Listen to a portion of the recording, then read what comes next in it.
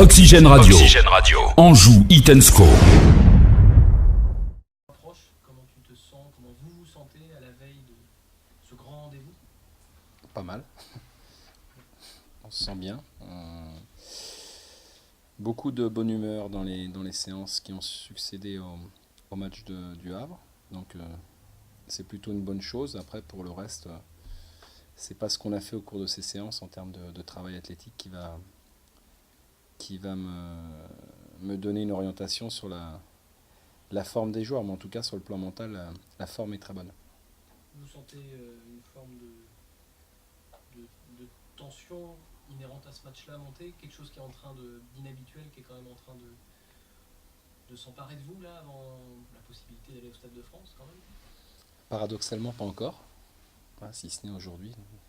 Parce qu'il y a plus de stylos et de caméras qu'habituellement. Mais sinon, non, on n'a pas encore eu vraiment l'occasion de ressentir encore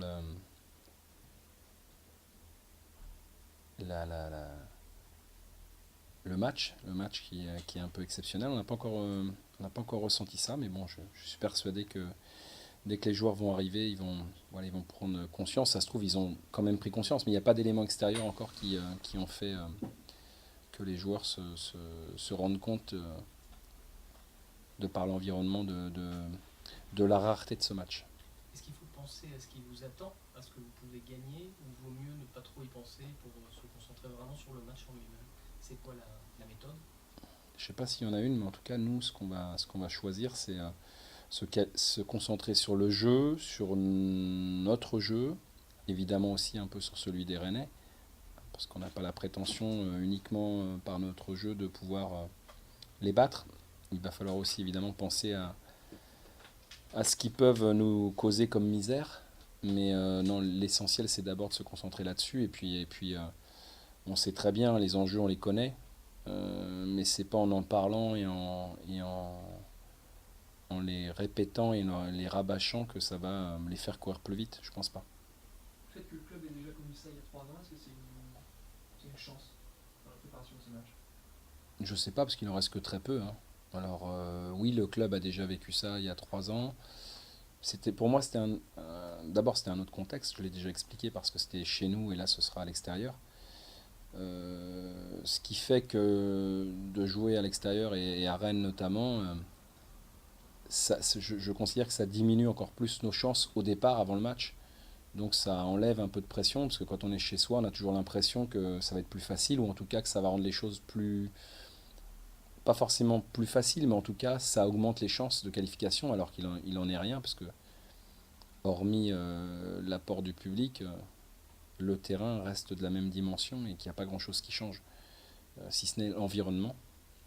À partir du moment où on fait un peu abstraction de ça rend les choses différentes, quoi, tout simplement.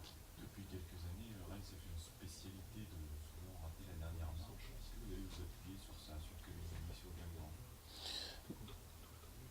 Ça appartient à l'histoire. Après, l'histoire fait partie de la vie d'un club, donc on le sait, les joueurs le savent. Évidemment que les Rennais ont beaucoup plus à perdre que nous, parce que nous, pour aller au Stade de France, il faut réaliser un exploit, alors que les Rennais, eux, ce serait une véritable contre-performance. Et effectivement, ça pourrait faire ressurgir les démons du passé. Donc, après, ça, c'est leur manière et leur façon de faire. On n'a ni ni à la dicter, ni à la juger. Nous, on va se concentrer là-dessus. Mais on sait que par le passé, il y a eu des précédents. Donc, là, encore une fois, ça ne va pas nous faire courir plus vite ou sauter plus haut. Mais on sait qu'ils ont quelquefois failli proche du but. Donc pourquoi pas une autre fois? Donc les faire douter, c'est très important. Évidemment, on l'a vécu nous, hein, être favori le tour d'avant, on l'a vécu aussi quelques tours avant le quart de finale.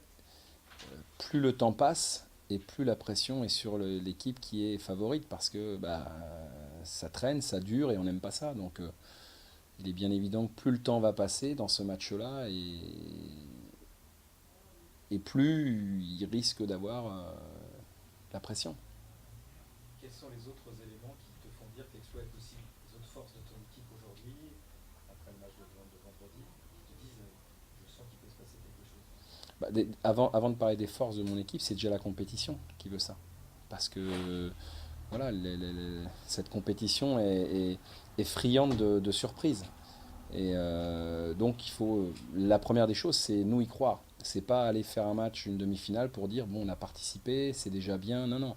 L'objectif, c'est de participer, certes, mais c'est de tout donner, de tout tenter, de tout entreprendre pour passer cet obstacle. Il est difficile. Après, pourquoi moi j'y crois aujourd'hui? Pour une raison toute simple, c'est que on a mangé notre pain noir pendant un mois et qu'aujourd'hui j'ai retrouvé des sourires, mais au-delà des sourires, j'ai retrouvé une certaine cohésion, une solidarité et aussi, je crois, on avait tendance un petit peu à l'occulter, une belle fraîcheur physique. Donc tous ces éléments-là doivent nous permettre de rivaliser au moins. Est-ce que tu sens qu'il y a besoin d'insister sur le fait qu'il y a vraiment des raisons d'y croire, ou ton groupe, naturellement, y croyait déjà? Non, mais le groupe, il y croit parce que, voilà, vous savez, on a rencontré Sochaux en 16e de finale, je crois. C'était en 16e. Bon, certes, on les avait décrits comme une équipe moribonde. Aujourd'hui, ils gagnent tous leurs matchs. Et à ce moment-là, on y croyait aussi. Et alors, évidemment, c'était chez nous. Mais je répète que quand on les a battus, tout le monde nous a dit que bon, on a joué une équipe qui n'avait rien à voir avec une équipe de Ligue 1. Aujourd'hui, tout le monde ne parle plus de la même manière. Donc, les Rennais, je considère qu'ils ont plus d'arguments, plus d'armes, notamment sur le plan offensif, c'est évident. Maintenant, la grande différence, c'est qu'ils vont devoir endosser ce costume d'hyper favori, parce que personne ne comprendrait que Rennes ne batte pas Angers, ce qui est logique, et là on doit l'accepter. C'est pas pour ça qu'on nous manque de respect, mais la situation est ainsi. Et donc,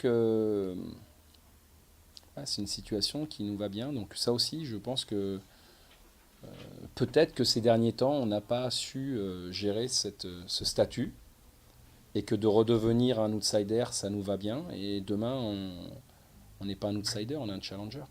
Parce que l'idée, c'est sans doute d'être décomplexé pour essayer d'aller leur faire mal, mais vu le décor, vu l'enjeu, à un moment donné, on peut être aussi rattrapé par ça. Même quand on est le petit, il y a quand même quelque chose vraiment au bout. Oui, mais on n'a rien à perdre. Il y a tout résultat différent d'une victoire de Rennes, ce serait considéré pour nous comme un exploit et pour eux comme une énorme déception, une énorme contre-performance. Donc je veux dire, aujourd'hui, si les Rennais battent les Angevins, voilà, c'est... D'ailleurs, je pense que c'est déjà écrit pour certains avant de jouer, parce que tous les éléments, la forme des Rennais aussi, qu'il faut pas... Voilà, ils ont perdu, mais ils ont perdu contre qui? Ils ont perdu contre Monaco. Donc leur forme actuelle ne fait que renforcer l'idée qu'ils doivent gagner. Tu l'as vu ce match contre Monaco? Bah oui, évidemment. T'en as tiré des choses, il y a des joueurs. Ouais, on les a vus plusieurs fois avant. Bah oui, il y a des... Bon, après, j'invente rien. Je vais pas tous les citer parce que la liste est longue, mais ils ont des arguments individuels, ils ont un jeu collectif qui se met en place depuis quelque temps sous l'impulsion du coach. Tout ça, c'est visible. Maintenant, un match de coupe, c'est pas un match de championnat. Voilà.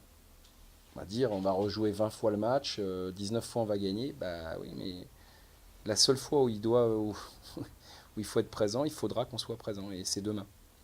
Voilà. Après, on s'en fiche de savoir s'ils sont meilleurs que nous, s'ils ont des individualités plus fortes que nous. Certainement, on n'a pas les mêmes moyens, loin de là. Donc, heureusement qu'ils ont des joueurs de meilleure qualité et heureusement qu'ils ont un collectif supérieur au nôtre. Maintenant, sur 90 minutes, voire 120, tout peut arriver. Ce que j'aimerais demain, c'est que mes joueurs soient capables, à l'image des amateurs, quand ils arrivent à hisser leur niveau de jeu d'une ou deux divisions, c'est que demain, on soit capable de réaliser la même chose. Voilà, donc chacun devra être au meilleur, si ce n'est toucher peut-être un niveau qu'il n'a encore jamais touché. Je l'ai dit, demain, il faut que les joueurs fassent un match qui pour certains n'ont jamais fait. C'est ça l'objectif. Parce que si on veut gagner, ça passe par là. Si on joue simplement à notre niveau et que les Rennais jouent au leur, ça suffira pas. Il faut les sublimer, t'as la clé. Moi, j'ai pas la clé, on a des ballons, mais pour le reste, voilà, les clés, ça suffira pas. Ça suffira pas. Il y a des gens qui suivent beaucoup le championnat de Ligue 1, un petit peu moins la Ligue 2. Si vous aviez à présenter votre équipe avec ses qualités, en donnant ses défauts sans trahir de secret, en 30-40 secondes. Bon, on a une équipe pour moi que je considère comme solide, équilibrée, avec une grande force collective et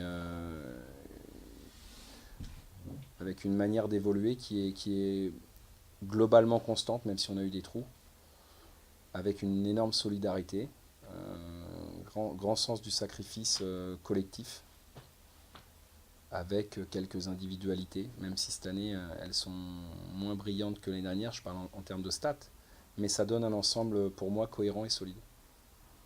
Vous pouvez vous offrir une fin de saison palpitante avec peut-être une finale, peut-être une montée. Vous pouvez aussi tout perdre en l'espace de 15 jours. Est-ce qu'on est un peu au virage de votre saison? Écoutez, moi je vois pas les choses comme ça. Après, je comprends qu'on puisse parler de ça, mais moi aujourd'hui je parle pas qu'on peut tout perdre. Je dis on peut tout gagner, parce que c'est aussi la vérité, donc ça dépend de quel côté on se place. La seule chose, et quoi qu'il arrive, aujourd'hui, c'est que je pense qu'il y a beaucoup d'équipes et de clubs qui aimeraient être à notre place. Donc il faut profiter de la chance qu'on a. C'est pas que de la chance, il faut profiter de ce qu'ont réalisé les joueurs. Il faut qu'ils profitent de ça, parce qu'ils se le sont donnés, personne ne nous l'a donné, ils sont allés chercher. Et je vais vous dire une chose, je pense qu'aujourd'hui, nous on peut tout perdre, mais il y en a qui ont déjà tout perdu, il y en a qui ne peuvent plus rien gagner. Alors je crois que se plaindre de ça, ce serait un petit peu manquer d'humilité, voire de sérénité, parce qu'aujourd'hui, la vérité, c'est ça. On peut effectivement ne pas aller en finale de Coupe de France, on peut effectivement ne pas monter, mais ça, on l'a intégré. On ne l'a intégré pas aujourd'hui, on l'a intégré depuis la première journée de championnat. Et qu'aujourd'hui, à 6 matchs de la fin et à 1 mois de la fin de toutes les compétitions, on est en course dans les 2 compétitions, ce qui est pour nous exceptionnel. Parce qu'on nous aurait dit ça en début de saison, évidemment qu'on y pense, on en rêve. Mais ça reste que du domaine du rêve. Et là, on n'est plus dans le rêve, on est dans la réalité. Donc c'est que du bonheur. Une victoire là, sur les 8 derniers matchs en championnat, ça ne met pas le doute? Ouais, on peut nous dire ça, mais moi je peux dire que on est sur les 3 derniers matchs. On s'est qualifié à Moulins au pénalty en jouant 1h30 à 10. On a plus que secoué le leader chez nous contre Metz parce qu'on méritait de le gagner, ce match-là. Et on a fait un faux pas effectivement à Arles. Après, on peut remonter aussi. L'année dernière, on a perdu 4 matchs d'affilée. On peut toujours trouver des choses qui ne vont pas. Il y en a, effectivement, mais moi je préfère m'attacher aux choses qui vont bien. Voilà. On peut aussi se dire, suivant les scénarios, que dans un match, vous serez européen. Ça, c'était peut-être pas prévu. Ça, c'est les enjeux. C'est les enjeux. Voilà, on en reparlera à la fin, parce qu'effectivement, Rennes se dit la même chose. Hein, et puis ça se trouve, ce sera Guingamp en finale, et puis il faudra gagner le match pour être européen. Donc ça, c'est les scénarios qui peuvent arriver, ça c'est ce qu'on peut imaginer. Mais pour moi, aujourd'hui, c'est pas d'imaginer qui m'importe. C'est d'agir. C'est d'agir. Je dis toujours, j'ai une phrase qui pour moi est: il y a ceux qui rêvent que les choses se passent, et il y a ceux qui font qu'elles arrivent. Moi, je préfère la deuxième solution. Est-ce que tu as l'impression aussi tu disais il n'y a qu'un match demain soir en France de ce niveau-là. Est-ce que tu as l'impression de représenter un peu Angers devant plus de monde que d'habitude? Tout à fait. Il y a une forme de fierté d'être là? Bien sûr, bien sûr. Bien sûr, c'est pas de la prétention, c'est effectivement de la fierté bien placée, parce que à ce stade de la compétition, quand je dis demain soir il n'y a qu'un match en France, c'est la vérité. Et on y sera, donc on n'est pas là pour faire bonne figure, on n'est pas là pour donner une bonne image, on est là pour gagner le match. Alors pour le gagner, évidemment, il faudra certainement donner une bonne image et faire bonne figure, mais il faut mettre les choses dans l'ordre. La priorité en Coupe de France, c'est de gagner. Et on peut parfois gagner sans gagner. Ça nous est arrivé plusieurs fois, donc je sais de quoi je parle. Et que si on doit en passer par là, on est prêt à en passer par là. Il n'y a pas de... C'est nos limites demain. C'est 2 heures, c'est 1h30, c'est 2h15 s'il faut aller au penalty. Voilà. Tu disais aussi que tu avais décidé il y a déjà un moment de la manière dont vous alliez vous y prendre. Est-ce qu'il faut s'attendre à des surprises, des choses un peu inhabituelles? Oh non, je crois qu'il C'est faut... un match inhabituel. Non, on va rester autour de ce qu'on sait faire quand même, parce que c'est quand même... d'abord, je pense que dans un match comme ça, c'est rassurant pour les joueurs, et puis aussi, on ne va pas inventer des choses comme ça subitement. Maintenant, évidemment, il faut qu'on tienne compte de l'adversaire, parce il a quand même des qualités. Hein, on a beau dire que contre Quevilly, et aujourd'hui, ils ont quand même été gagnés à Marseille 1-0, ils ont battu Lille 2-0, ils ont mis 3-0 à Bastia, bon, ils ont été faire 2-2 à Bordeaux. Bon, je crois que, bon, évidemment, ils viennent de perdre chez eux contre Monaco, mais bon, c'est quand même des clients. On n'a pas la prétention d'être et loin de là du niveau de ces équipes-là. Donc, par contre, il y a peut-être des domaines dans lesquels on peut être supérieur à ces équipes-là. Je ne parle pas forcément de la technique, mais je parle de ce qui fait le charme de la Coupe de France. C'est une équipe qui a tendance à faire des débuts de match très intenses, très, très costauds, puis à plonger un petit peu. C'est aussi ces premières minutes qui seront très importantes. C'est assez paradoxal ce que vous me dites, parce que évidemment qu'on les a étudiés, et moi j'ai constaté, notamment au niveau des buts marqués, ils en ont marqué 20 en première mi-temps et 20 en seconde période. Donc en fait, parfois on a des clichés comme ça, on a des impressions qui ne se confirment pas sur les chiffres. Maintenant, c'est vrai, on a pu remarquer parfois que ils ont des fins de match plutôt difficiles. Bon, effectivement, quand on a donné beaucoup d'énergie en première période, il est difficile de tenir 90 minutes de la même manière. Après, je vous dis, moi, je ne suis pas là pour parler des défauts de Rennes. J'ai trop de respect pour ce qu'ils font, pour leur coach, pour ce club quand même. C'est quand même un club historique du football français. Donc, nous, on est là heureux de l'être, mais bon, on n'est pas là pour juger de notre adversaire.